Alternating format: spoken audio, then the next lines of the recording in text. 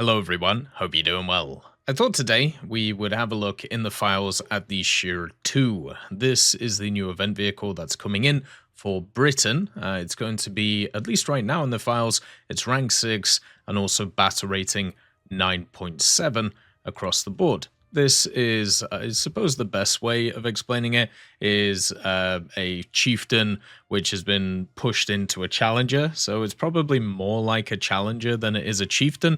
But at the same time, that's why it's kind of between the BRs. I wouldn't be surprised if this actually goes up a little bit to a higher BR just because of its challenger likeness. So this vehicle is coming to the game on Friday.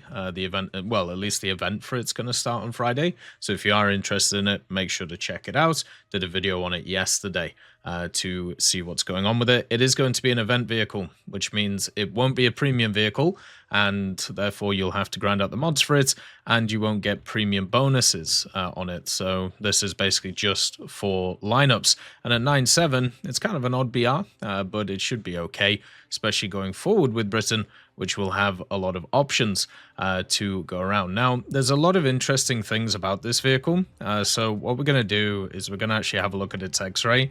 I know it's a little bit dark, but you can kind of like work out what's there, right? So you have access to the armor, which is up here, and also here. One of the big upgrades of the Shir 1 to the Shir 2 was the Chobham armor, which of course was one of the big things about the Challenger tank compared to the Chieftain. Went from that still bruise setup that you find on like the Mark 10 all the way to Chobham, which was in the early Challengers, and also the Abramses. So the armor that you can see here, this piece on the upper glacis is 25mm of RHA, 200mm of external composite armor with nearer elements, and also 80mm of rolled homogeneous armor. So that's basically what this is. And then also on the top part, so the cheeks, which is, you know, kind of the most important bit, it's 38mm of RHA, 300mm of external composite armor with nearer elements, and then 38mm of cast homogeneous armor.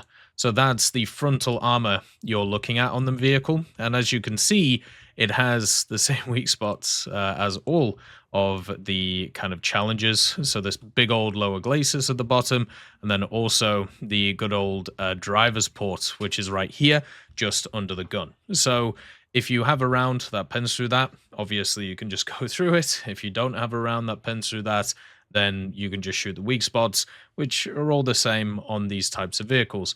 Now, interestingly, this vehicle has the 120mm, the L11A5, and with an aced crew, this one can actually get down to a 5-second reload, which is actually really good. It has the same setup as the Challenger when it comes to its first stage ammo stowage, though. I know it's a little bit hard to see here, but down here, it has a first stage ammo storage of only 3 rounds. So that what that basically means, you can actually see the loader is inside one of the rounds there. But basically what this means is you have 3 shots at 5 seconds, and then you'll have to reload the first stage so you can keep up that reload. This is why when you actually have a look at a lot of other machines, such as the Abrams, for example, and also the good old Leclerc, but also the Ariete, they all have much better reloads than this thing nowadays because they have a much bigger first stage than the Challengers. And that, unfortunately, is something that this vehicle is going to have a problem with too. Now, when it comes to the gun, it does have access to a pretty decent round. Like, in general, I think for this area of the game, it's going to be pretty good, and it does have some subsystems that will help it out too. One of the big differences between this and other kind of Challenger-esque vehicles is it doesn't have access to thermals, and also right now it doesn't even have access to MVDs. Now this may change. Remember, this is just the dev server.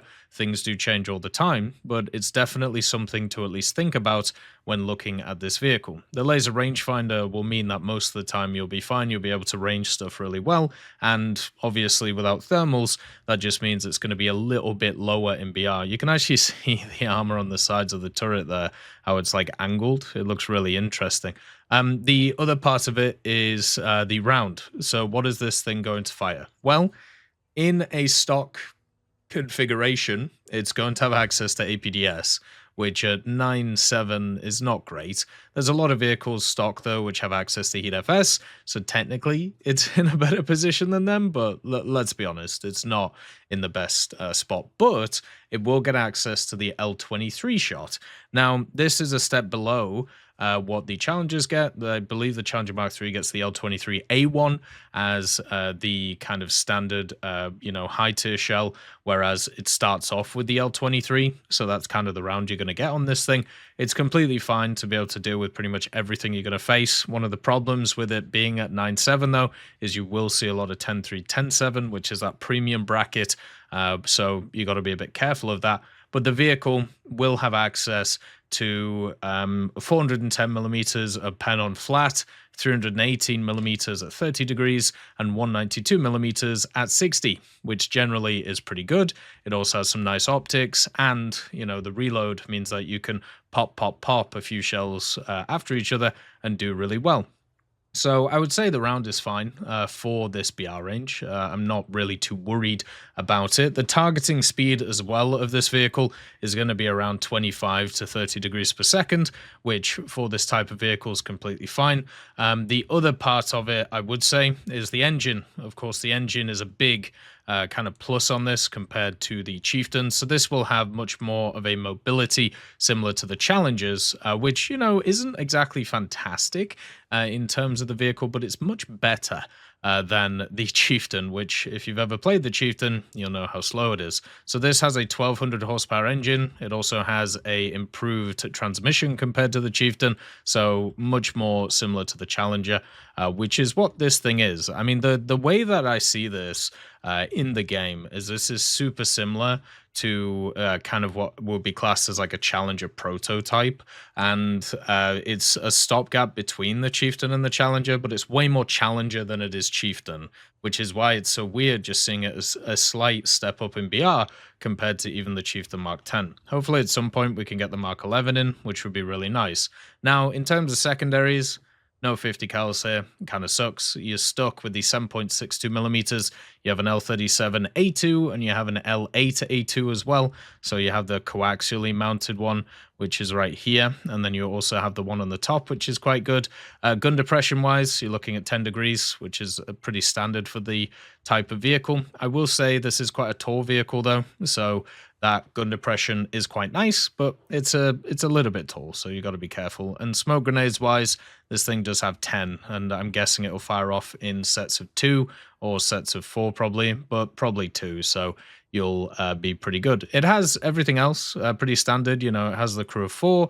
It has all of the other things that you will enjoy from the Challenger series. And as a person who really enjoys the Challenger, I highly recommend grinding this thing out.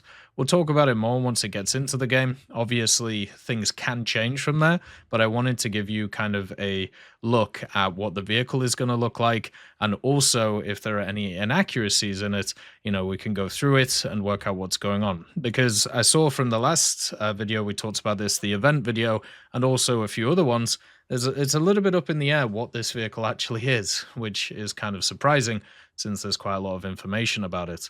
So yeah, hopefully you enjoy this video and the vehicle. We'll talk about it a bit more as we go forward.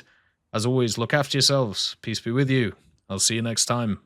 I'd just like to thank GMG Smiley, CD Beans, Chieftain Mike, EMN3 Galaxy, Tulio Pontecorvo, Brendan Quinn, Carrion Crow, Gus Irenicus, Pyman, Wartinder, Teddy, Daniel Stanton, Martinez, B. Young, Ozzy Panzer, Alan Hacker, Liam Shir, Opium Prime, Lafouche, Sem, Aslan, Uncle Bean, and Derek R.